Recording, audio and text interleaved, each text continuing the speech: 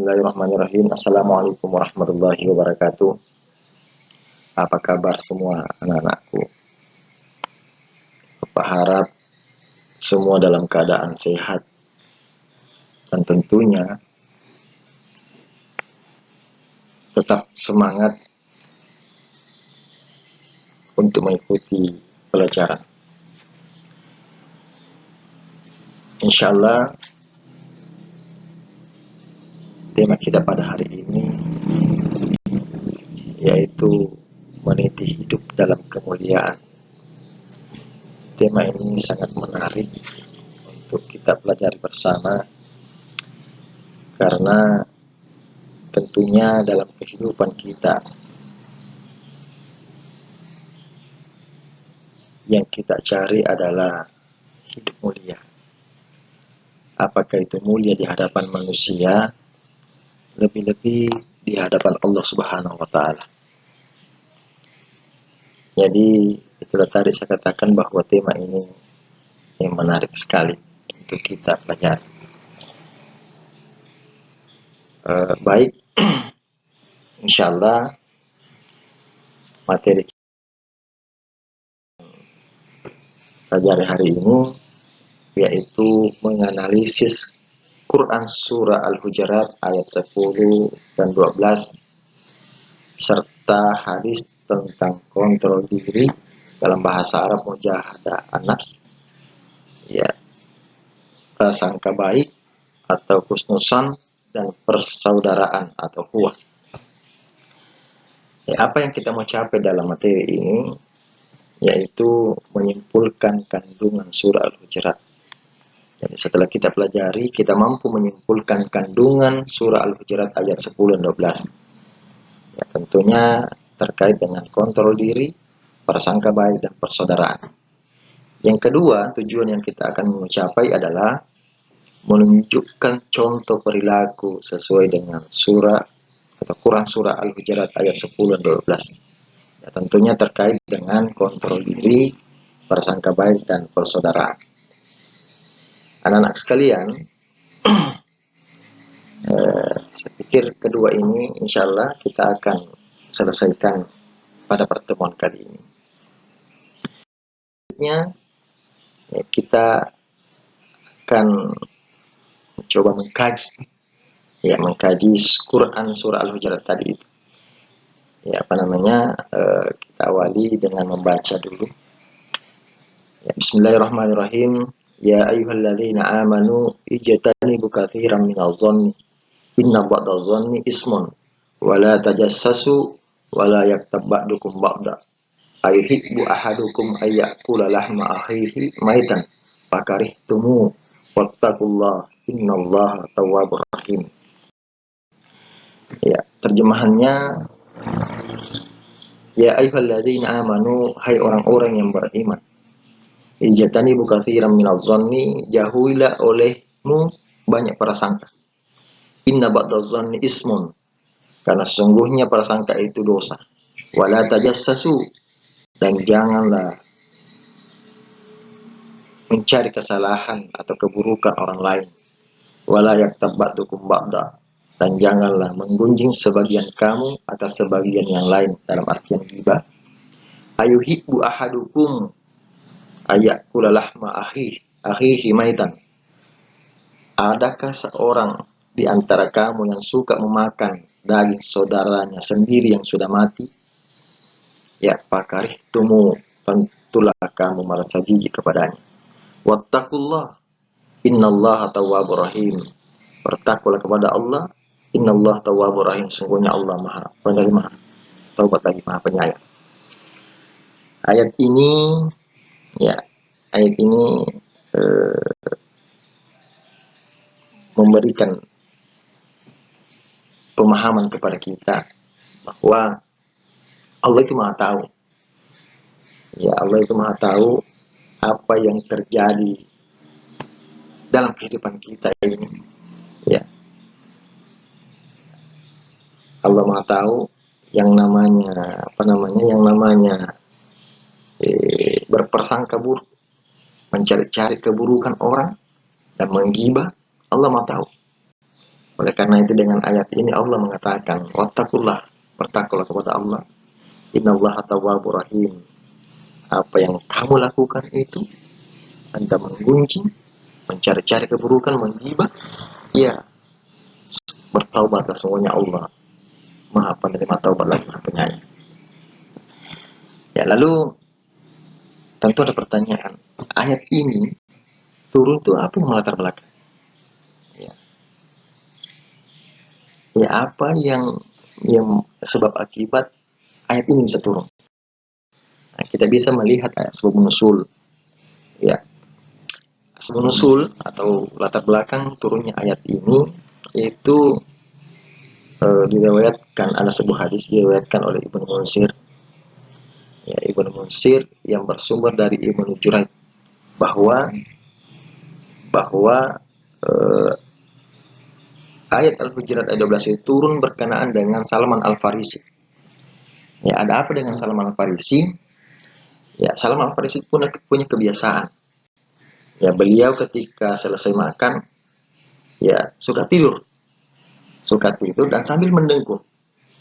Pada waktu itu ada orang yang menggunjing, ada orang yang menceritakan itu perbuatannya.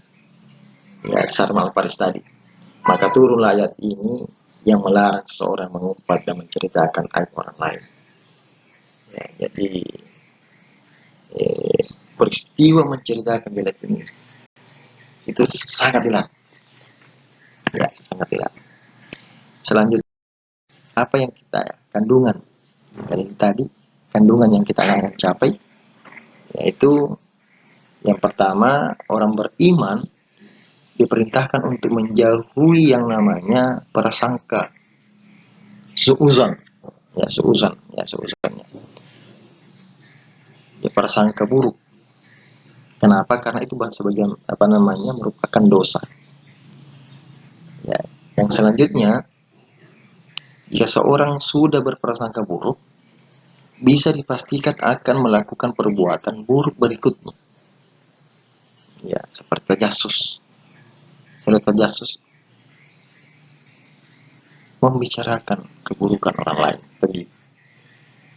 Ya, selanjutnya, yang bisa kita pahami dalam ayat ini atau kandungan ayat surah Al-Hujurat ini adalah orang beriman itu juga dilarang mencari-cari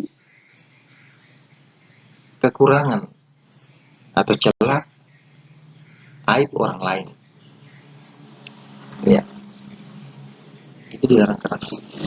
Ayat ini juga mengibaratkan bahwa orang yang suka menggibah, menggunjingnya, itu diibaratkan memakan bangkai saudaranya sendiri. Ya, Al-Quran mengibaratkan seperti itu. Tentunya kalau kita memakan bangkai itu, kita akan merasa jijik. Saking buruknya yang namanya menggunjing atau menggibah itu. Selanjutnya apa bisa kita pahami juga dari surah Al-Hujurat ini adalah orang beriman diperintahkan untuk bertakwa kepada Allah. Ya. Ketika pernah melakukan hal-hal yang buruk seperti itu, ya Allah Maha penerima taubat. Jadi silakan kita kembali kepada Allah, bertobat dan tidak mengulangi lagi. Ya. Karena aku sekalian, pikir itu kandungan dari surah Al-Hujurat.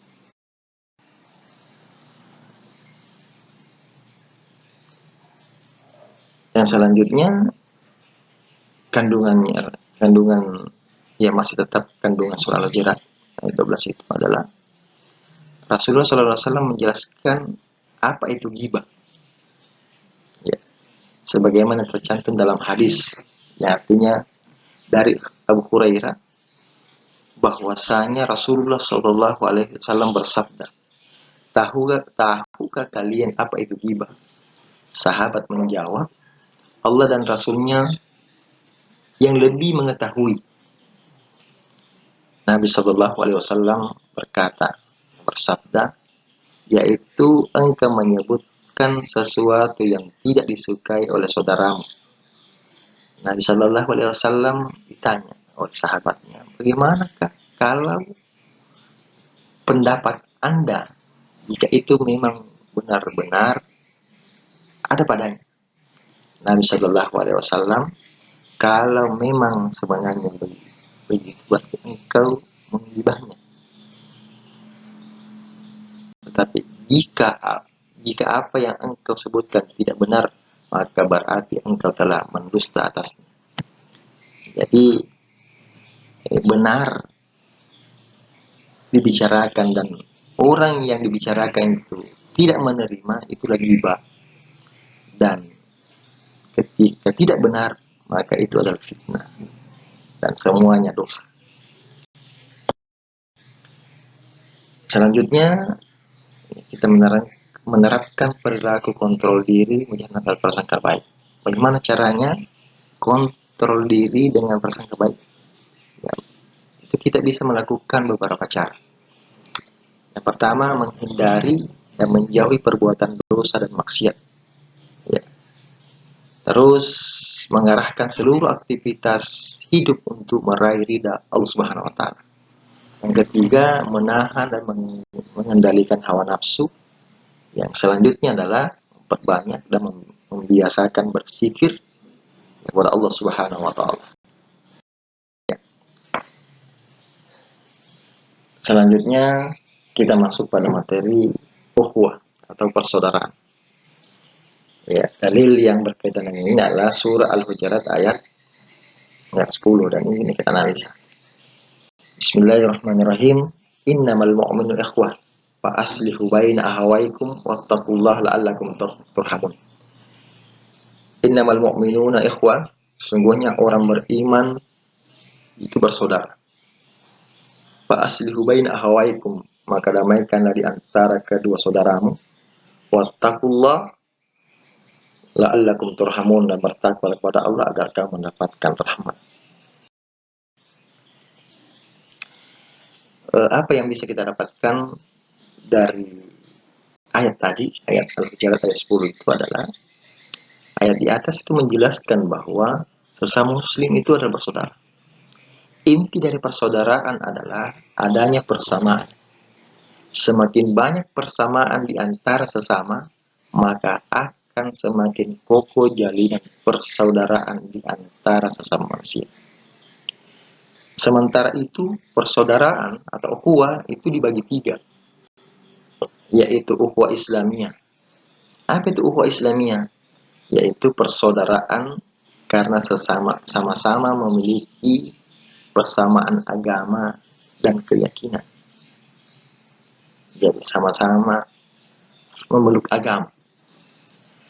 Terus ukhuwah wataniyah, yaitu persaudaraan karena sama-sama satu bangsa dan keterikatan keturunan tanpa membedakan suku, agama, warna kulit, adat istiadat, budaya, dan aspek-aspek lainnya.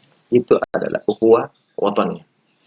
Yang selanjutnya adalah ukhuwah insaniyah atau basyariyah, yaitu persaudaraan karena sama-sama sebagai sesama manusia secara universal tanpa membedakan ras, suku, bangsa, agama, warna kulit, dan aspek-aspek lainnya. Jadi tidak ada alasan kita ini untuk bertikai, karena mungkin terlepas dari ukhuwah Islamiyah, kita ukhuwah wataniyah. Terlepas dari keduanya itu, kita adalah ukhuwah Islamiyah. Jadi kita bersaudara secara Islam, ya lepas dari itu bersaudara secara bangsa, sama-sama berketurunan. Ya. Terus selepas dari itu adalah persaudaraan basyariah, sesama manusia. Jadi tidak ada alasan kita bertikai. Adalah masih kandungan ya untuk memperkokoh persaudaraan ukhuwah itu, maka dilakukan hal-hal cara berikut. Ada namanya ta'aruf, saling mengenal di antara umat Islam, bukan hanya penampilan fisik, namun juga tentang ide, gagasan, dan sebagainya. Itu ta'aruf, kita harus mengenal. Ya. Terus yang kedua adalah tafahum, yang saling mengenal antar sesama umat Islam. Tafahum itu kita saling mengenal antara sesama umat Islam, maka akan timbul yang namanya sikap berusaha untuk memahami saudaranya. Jadi kita paham idenya, kita kenal idenya, paham ya saudara kita. Terus setelah itu ada ta'awun, ya lakukan ta'awun. Aku ta'awun. Setelah saling memahami, sudah terjalin, maka akan timbul sikap saling mendoakan dan saling menolong, namanya ta'awun. Setelah ta'awun, maka yang kita lakukan adalah takaful. Apa itu takaful? Jika ketika sikap tersebut sudah terlaksana dengan baik, maka timbul sikap senasib, sepenanggungan. Apa yang dicontohkan oleh sahabat-sahabat Ansar Madinah terhadap sahabat-sahabat Muhajirin dari Mekah. Inilah yang namanya persaudaraan.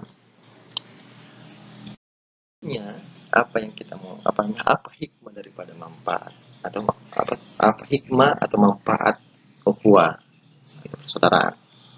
Menumbuhkan sikap saling memahami, ya, dan saling pengerti antara sesama, menumbuhkan sikap saling tolong menolong. Yang kedua adalah menumbuhkan sikap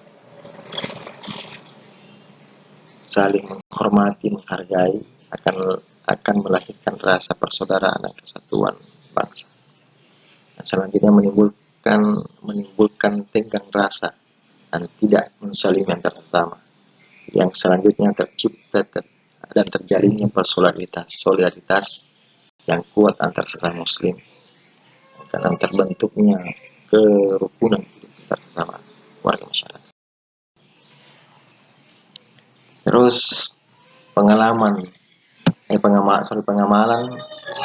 Quran surah Al-Hujurat ayat 10 adalah persaudaraan sesama mukmin akan semakin kokoh dan terjaga dengan melakukan hal sebagai berikut: menghargai, menghormati perbedaan, ya, perbedaan pendapat dan pandangan hidup, ya, tidak saling menghargai. Terus saling membantu apabila ada orang muslim yang sedang mendapatkan kesulitan hidup. Yang selanjutnya mencintai sesama muslim hanya karena Allah Subhanahu wa taala. Ya, yang selanjutnya kita bisa terapkan untuk memperkokoh ukhuwah itu adalah memperlakukan saudaranya dengan baik seperti memperlakukan diri sendiri. Baik anak-anakku sekalian, ya, saya pikir materi kita pada hari ini cukup sekian. Ya, mudah-mudahan kita bisa mengambil hikmah atau bisa mengaplikasikan dalam kehidupan sehari-hari kita. Saya akhiri. Assalamualaikum warahmatullahi wabarakatuh.